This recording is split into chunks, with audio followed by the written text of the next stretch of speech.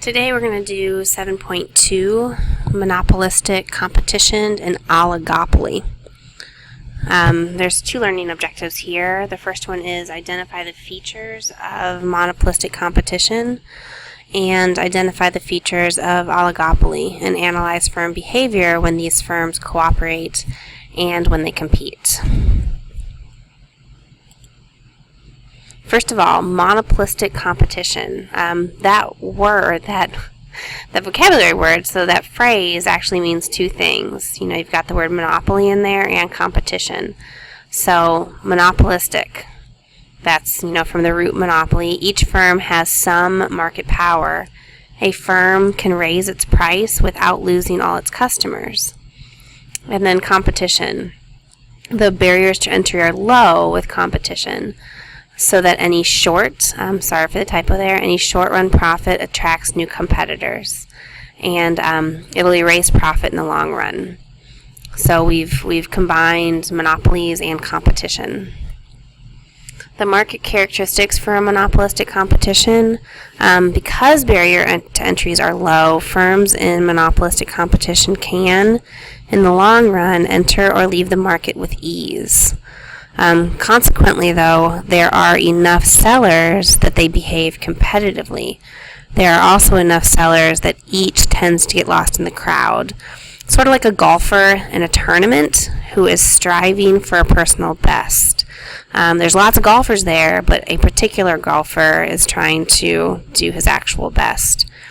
A particular firm, when deciding on a price, does not worry about the other firms in the market, doesn't worry how they're going to react. For example, if you've got a really big city, there's lots of restaurants.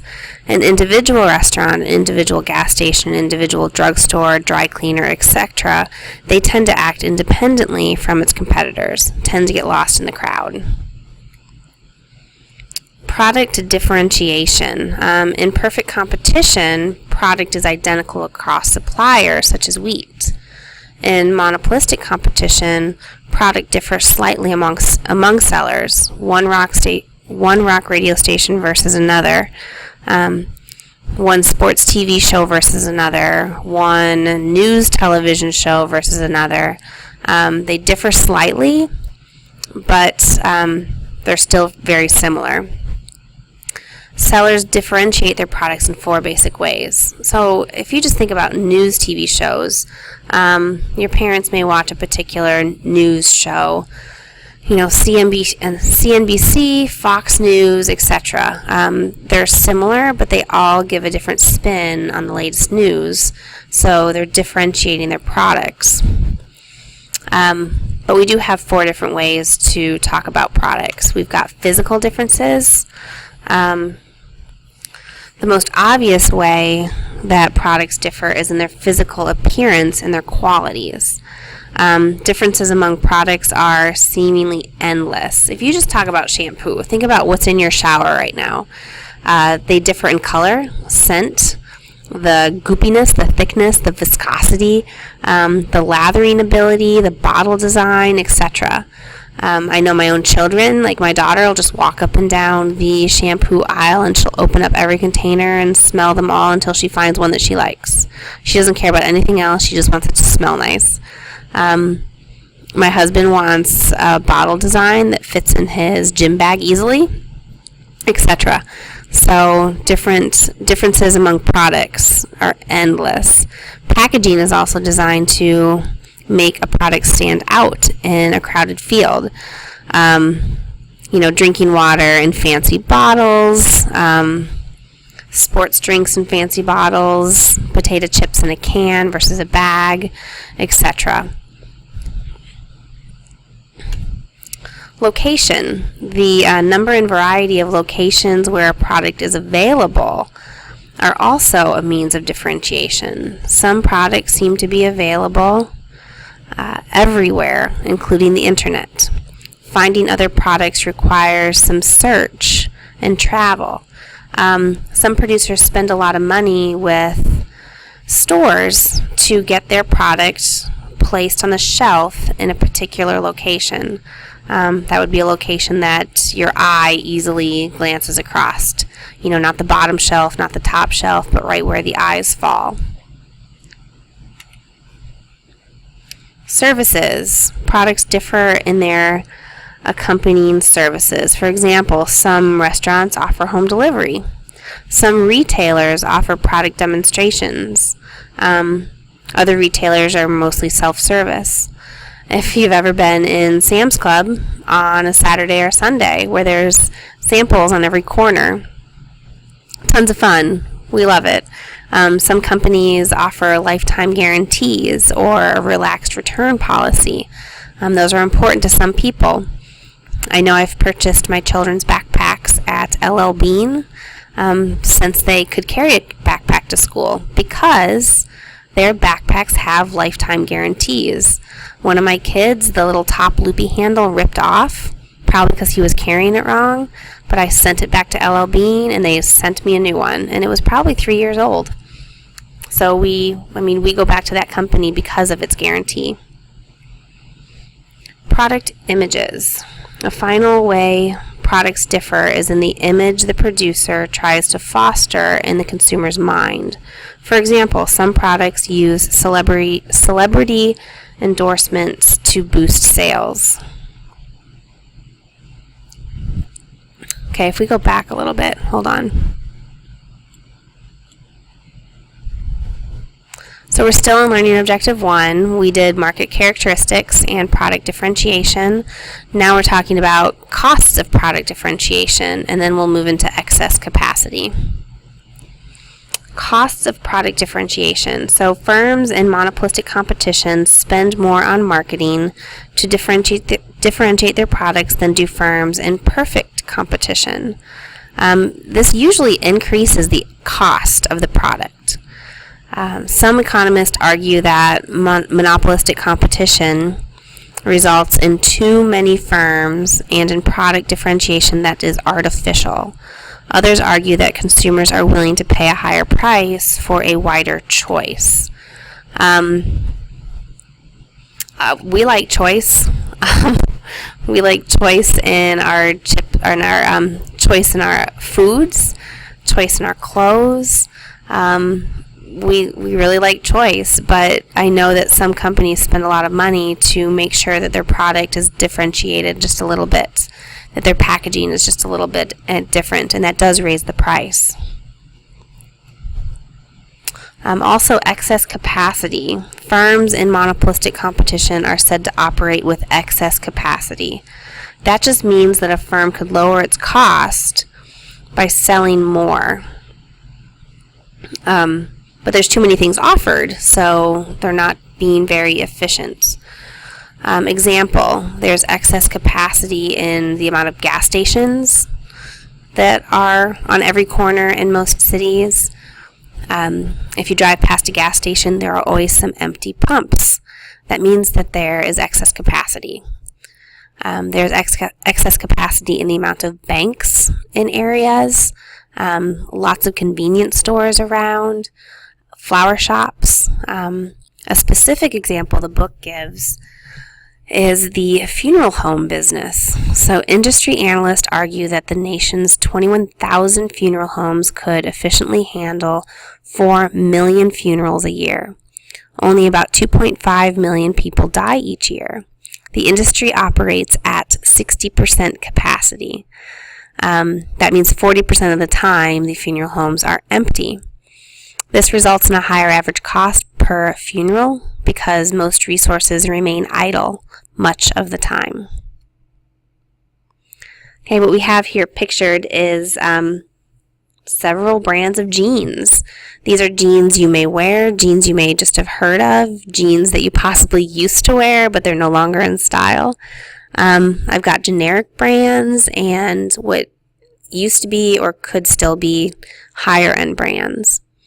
We would just look at the differences between these brands. Wranglers are known for just being basic, good, solid American-made jeans, versus the Miss Me that used to be worn that are fancy, have a lot of bling on the back pockets and cost a lot more money. So these would be the differences between the brands. How important are these differences? Well, to the wearers, the differences are very important. The manufacturers sort of have a monopoly on the different styles of jeans. They've got a monopoly on this little brand right here, or this symbol right there, or, the button that says Wrangler, or the bling, maybe when they first started on the back pockets. So this would be a monopolistic competition. All right, moving on to an oligopoly. It's a fun word, isn't it? Oligopoly. An oligopoly is a Greek word meaning few sellers.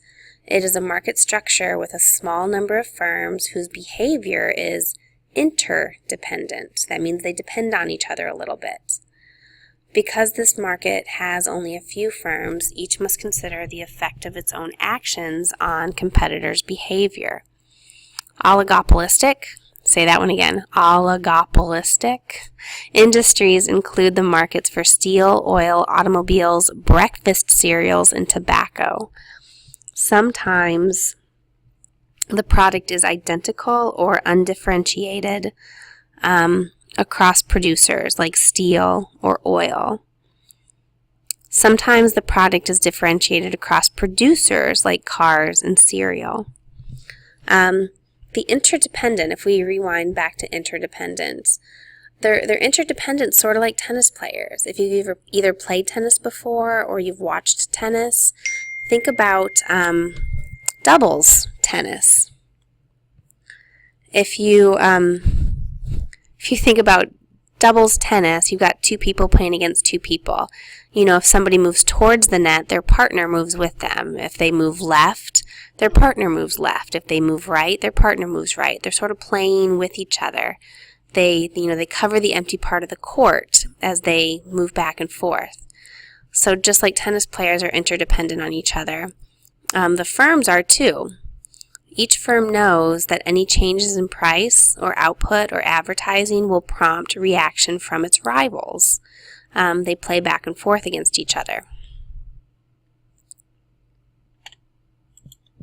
Okay, what are the characteristics of the oligopoly? So we've got the barriers to entry. An oligopoly can often be traced to some barrier to entry, such as economies of scale or brand names built up by years of advertising. Most of the entry barriers that apply to monopoly also apply to oligopoly. If we go back to here, economies of scale or brand names, we'll talk about some examples. Economies of scale, I'll remind you again, it means that as a firm grows, its cost of production should drop. A company would be more efficient and have lower cost for its products. And then we have brand names built up by years of advertising. Just think about Pepsi. Pepsi has been around forever. To compete against a company like Pepsi, your barrier to entry is quite large. Pepsi is a big company. Its name is out there. People know what it is. So economies of scale, the most significant barrier to entry. If we look back to Chapter 5, the minimum efficient scale is the lowest rate of output at which a firm takes full advantage of economies of scale. So minimum efficient scale is the lowest rate of output, so the lowest production, where the firm is taking full advantage of as big as it is. If a firm's minimum efficient scale is large compared to industry output, then only a few firms are needed to produce the total amount demanded in the market. So the firm's minimum efficient scale is really big. So the smallest amount of products it can produce is a big amount compared to industry output. Then only a few firms are needed to produce the total amount demanded in the market. So think about Pepsi. Pepsi has to produce a certain amount of soda to be efficient. And that certain amount of soda is really large compared to its competitors. So there's only a few firms that are needed to produce the total amount of soda that all of us demand. Okay, if that doesn't make sense, rewind that part again and listen again. Another example, an automobile factory of minimum efficient scale could make enough vehicles to supply nearly 10% of the U.S. market. So one automobile factory running at minimum efficient scale, they can make enough vehicles to supply 10% of the U.S. market. To compete with existing producers, a new entrant must sell enough automobiles to reach that minimum scale, that minimum competitive scale of operation. Okay, another example. If I look in the book, we've got John DeLorean tried to break into the auto industry in the early 1980s with a modern design that was later featured in the Back to the Future movies. But his company managed to build and sell only 8,583 DeLoreans before going bankrupt. If an auto plant costs $3 billion to build, so the plant that makes the DeLorean cost $3 billion to build, just paying for that plant would have cost more than $300,000 per DeLorean. So the economies of scale. The high cost of entry, total investment needed to reach the minimum efficient size may be huge. So building that automobile plant, like the DeLorean, cost $3 billion to build that plant. The total investment was huge. And it's hard to make up that money. It's hard to sell enough cars to pay that back. A computer chip plant, to build a manufacturing site that makes chips, not potato chips, but computer chips, is quite expensive. There's a lot that goes into it. You need clean rooms, clean air, super clean water. Just a lot of technology needs to go into those computer chip plants. So it costs a lot of money to make one. So you have to sell a lot of computer chips to make up for the cost of building the plant. Another example, the average cost of developing and testing a new drug exceeds $800 million. So that's a high cost of entry to develop a new drug. The pharmaceutical companies, that's why the drugs cost so much money, is because it costs so much money to develop and test the new drugs. Advertising a new product to compete with an established brand is expensive, like Pepsi. A failed product could bankrupt a new firm, so large firms are more likely to try new things. If I look at the book, for example, McDonald's spent $100 million in its unsuccessful attempt to introduce the Arch Deluxe. Okay, what is the Arch Deluxe, you wonder? I'll show you, because you've never heard of it. It's before your time.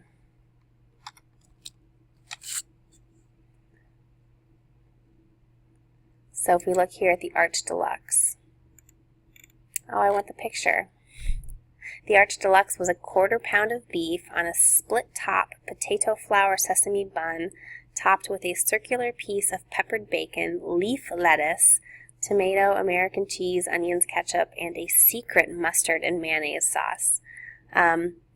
Despite failing 7 years prior in North America, McDonald's Japan introduced it in 2003. The Royal Deluxe in France and Russia. So the Arch Deluxe was a hamburger sold by McDonald's in 1996 and marketed specifically to adults because the only reason adults go to McDonald's is because of their kids, right? It was soon discontinued after failing to become popular despite a massive marketing campaign. And now is, I wanted the rest of that paragraph. Let's see. Oh well. But that was the Arch Deluxe. So it cost McDonald's $100 million and it was not successful. But it really didn't hurt McDonald's at all. Okay, moving on. Product differentiation cost. An oligopolist often spends millions and sometimes billions trying to differentiate its product. Some of this provides valuable information to consumers and offers them a wider array of products. Some of this appears to be of little value. Coke and Pepsi spend lots of money on advertising, telling the consumer the differences between Coke and Pepsi and how one is better than the other.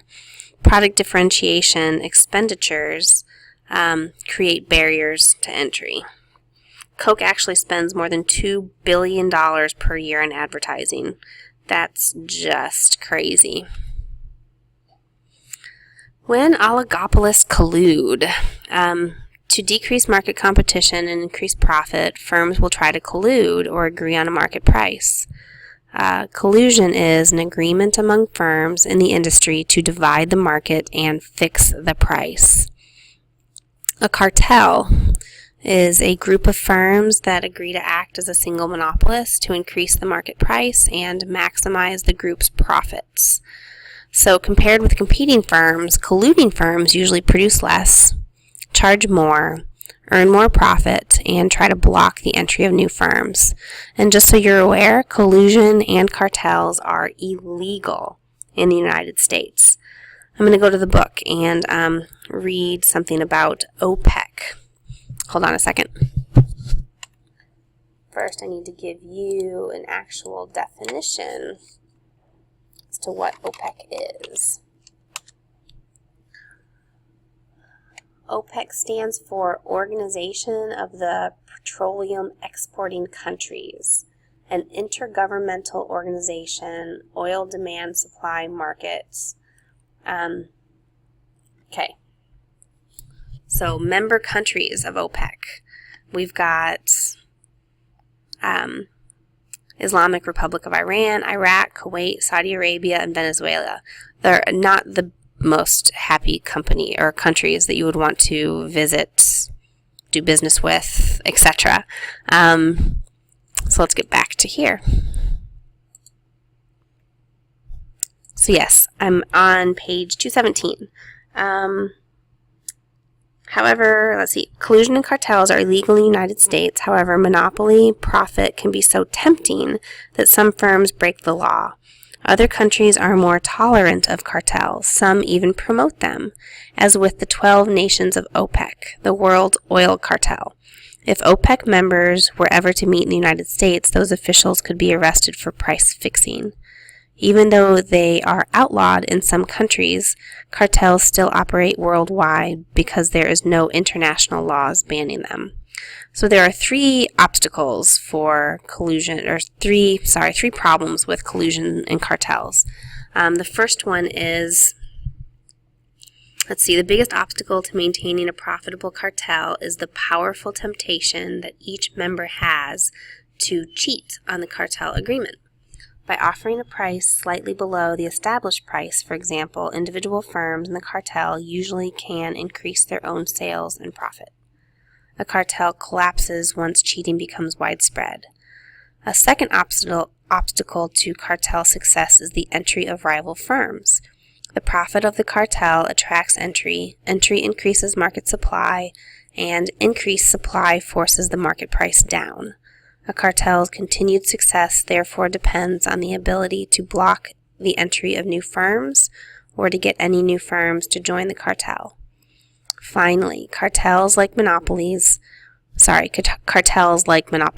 must be concerned about that technological change can erode their market power. For example, hydrogen-powered fuel cells may eventually replace gasoline in automobiles. This could undermine OPEC.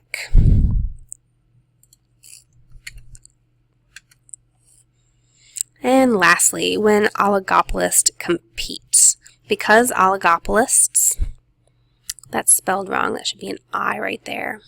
Because they are interdependent, analyzing their behavior is very complicated. At one extreme, the firms in the industry may try to coordinate their behavior so they act collectively as a single monopolist, forming a cartel.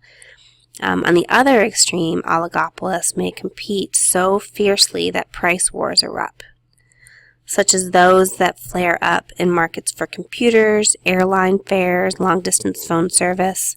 Consumers benefit from the lower prices resulting from price wars. So that's really the lesson, but I love this.